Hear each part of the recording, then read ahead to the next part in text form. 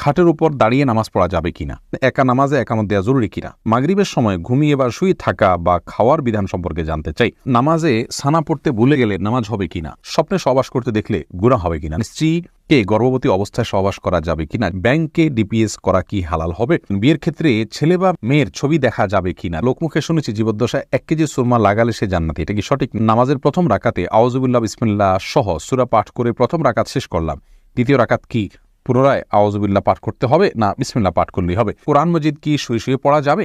অজুর সময় ঘন দাড়ির ভেতর পানি কিভাবে পৌঁছাতে হবে? মৃত ব্যক্তির সামনে আগরবাতি জ্বালানো যাবে কিনা? নবজাতকের বমি কাপড়ে লাগলে নামাজ হবে কিনা? মুরগি একাই জবে করতে পারবে কিনা কারো হেল্প ছাড়া? জুমার নামাজ কি শুধু পুরুষের জন্য ফরজ, মেয়ের জন্য এর বিধান কি? মহিমা মাহি আপনি জানতে চেয়েছেন নবজাতকের বমি কাপড়ে লাগলে নামাজ হবে কিনা। দেখুন, বমি নাপাক, সেটা নবজাতক হোক অথবা প্রাপ্তবয়স্ক কেউ হোক, সবার বমি নাপাক, যার কারণে এটি লাগলে নাপাক হয়ে যাবে।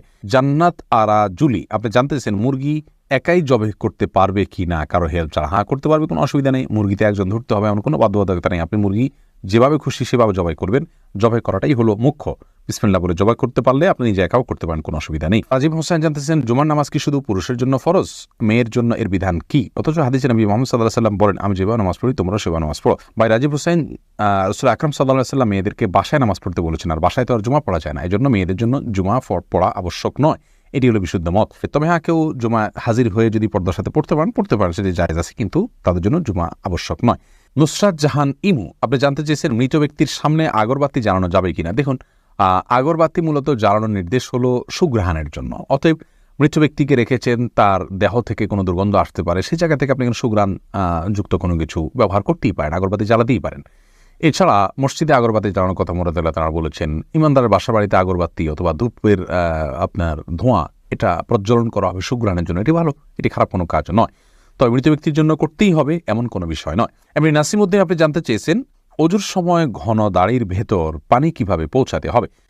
দেখুন, পানি এভাবে কোষ করে ধরে আপনি যেভাবে ভিজিয়ে রাখেন, তাহলে সেক্ষেত্রে যত ঘন দাড়ি হোক না কেন গোড়ায় চলে যাবে। এরপরে ফারিয়া ইসলাম জানতে চেয়েছেন কোরআন মজিদ কি শুয়ে শুয়ে পড়া যাবে। হ্যাঁ বোন ফারিয়া, কোরআন মজিদ শুয়ে শুয়ে পড়া যাবে, কোরআন মজিদ শুয়ে পড়া যাবে না এমন কোনো কথা কোরআন হাদিসের কোথাও বলা হয়নি, বরং সাধারণ অবস্থায় কোরআন মজিদ পড়া যাবে। তবে কোরআন মজিদের প্রতি কোরআন মজিদকে বুকের মধ্যে ধরে অসম্মানজনকভাবে শুয়ে শুয়ে পড়া উচিত না। আপনি মুখস্থ থেকে পড়তে পারেন, আর সাধারণ অবস্থায় বসে বসে সুস্থ অবস্থায় আপনার কোরআন মজিদ পড়ার চেষ্টা করা উচিত। সাইফুল ইসলাম জানতে চেয়েছেন নামাজের প্রথম রাকাতে আউযুবিল্লাহ বিসমিল্লাহ সহ সূরা পাঠ করে প্রথম রাকাত শেষ করলাম, দ্বিতীয় রাকাত কি পুনরায় আউযুবিল্লাহ পাঠ করতে হবে না বিসমিল্লাহ পাঠ করলেই হবে? দেখুন, সূরায়ে ফাতিহা যেহেতু আপনি নতুন করে শুরু করছেন, এই জন্য আপনি আউযুবিল্লাহ পাঠ করবেন এবং এরপরে বিসমিল্লাহ পাঠ করবেন। কারণ ফাইদা ক্রাতাল কোরআন ফাস্তাইয বিল্লাহি মিনাশ শাইতানির রাজিম, আল্লাহ তাআলা বলেছেন কোরআন যখন পাঠ করবে তখন তুমি আল্লাহ তাআলার কাছে আশ্রয় চাইবে শয়তান থেকে। এই জন্য প্রথম রাকাতে আপনি সূরা ফাতিহা পাঠ করেছেন, এরপরে আপনি রুকু করেছেন, সিজদা করেছেন, তাসবিহ পাঠ করেছেন, অনেকগুলো কাজ করেছেন, আবার নতুন করে আপনি তেলাওয়াত শুরু করছেন, যার কারণে আপনি এখানে আউযুবিল্লাহ সূরা 2টা পাঠ করবেন। এরপরে বোন সাদিয়া ইসলাম জানতেছেন লোকমুখে শুনেছি জীবদ্দশায় 1 কেজি সুরমা লাগালে সে জান্নাতি, এটা কি সঠিক? না বোন, এরকম কোনো কথা নেই যে 1 কেজি পরিমাণ সুরমা লাগালে সে জান্নাতি হবে। তবে হ্যাঁ, মৌলিকভাবে সুরমা লাগানো রাসূল আকরাম সাল্লাল্লাহু আলাইহি ওয়াসাল্লামের সুন্নাহ এবং সে বিষয়ে নবী সাল্লাল্লাহু আলাইহি ওয়াসাল্লামের সুস্পষ্ট নির্দেশনা রয়েছে। আমরা সুরমা লাগাবো আমাদের সাধ্য অনুযায়ী, তবে 1 কেজি পরিমাণ লাগাতে হবে এমন কোনো কথা নেই, এটি মন গড়া কথা। আয়েশা আহমেদ আপনি ইউটিউব চ্যানেলে প্রশ্ন করেছেন বিয়ের ক্ষেত্রে ছেলে বা মেয়ের ছবি দেখা যাবে কিনা। দেখুন, ছেলে বা মেয়ের ছবি দেখা যাবে বিয়ের ক্ষেত্রে শর্ত সাপেক্ষে, আর সে শর্ত হলো ছেলে মেয়ের ছবি দেখবে, তার কোনো বাবা অভিভাবক বা অন্য কাউকে দেখাবে না এবং দেখার পর এটি মুছে ফেলবে নিজের কাছ থেকে, এবং মেয়েও ছেলের ছবি দেখবেন এবং সেটি ফিতনায় পতিত হয়, ছবি দেখে বাজে চিন্তা হয় বিবাহ ছাড়া আগ পর্যন্ত, সেই সুযোগ যেন না থাকে সেজন্য এটি রিমুভ করে ফেলবেন। এই শর্ত সাপেক্ষে এটি দেখা জায়েজ রয়েছে সম্পূর্ণ বিয়ের নিয়ত যখন পাকাপাকি হয়ে যাবে তখন। আর আজকাল যেমন হয়, আল্লাহ মাফ করুক, তথাকথিত অবৈধ প্রেমের ক্ষেত্রে অনেকে বলে যে আমার বিয়ের নিয়ত আছে সেজন্য আমি দেখছি, আপনি দেখেই যাবেন, এ অধিকার আপনাকে দেওয়া হয়নি। আপনি এক নজর দেখতে পারেন শুধুমাত্র জানার জন্য, বাস এটুকু, এরপরে আপনি সেটার কন্টিনিউ করতে পারবেন না।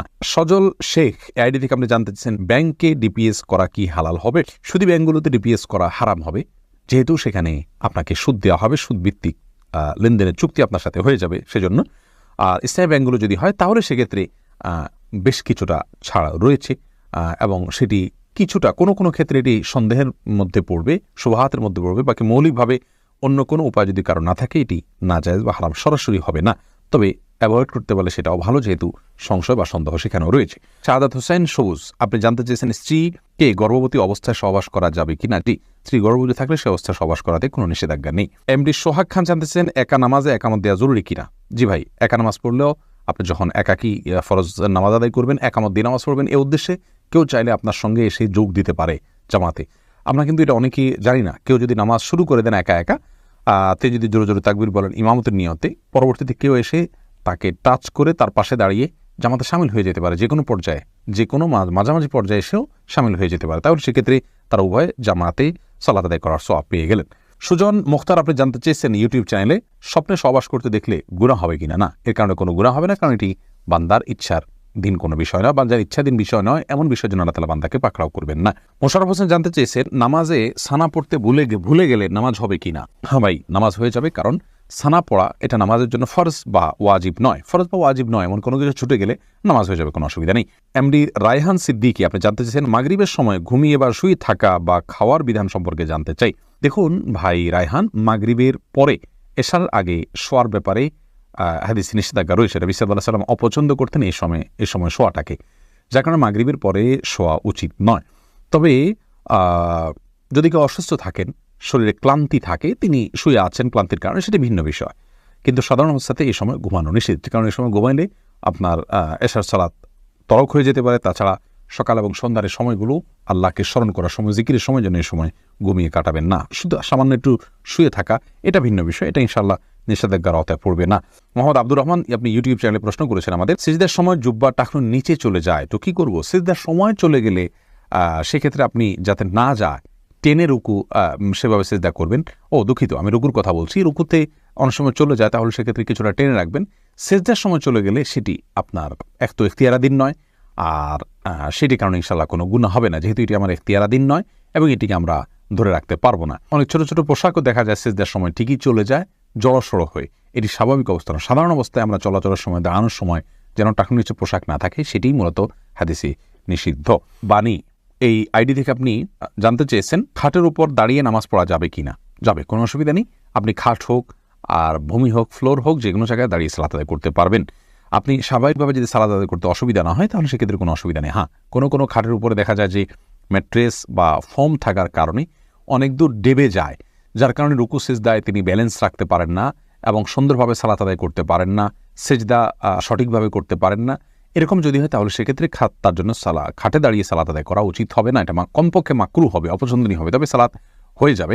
যেহেতু সালাত স্বাভাবিকভাবে করতে তার অসুবিধা হয়, শরীরে ব্যালেন্স ঠিক রাখতে পারে না, রুকু সিজদা যথাযথভাবে করতে অসুবিধা হয় এবং মনোযোগেও ব্যাঘাত সৃষ্টি হয়, যার কারণে এরকম জায়গায় সালাত আদায় করা উচিত। আর যদি এতটা নরম না হয়, তাহলে সেক্ষেত্রে সাধারণ খাটে বা চকিতে সালাত আদায় করতে কোনো অসুবিধা নেই।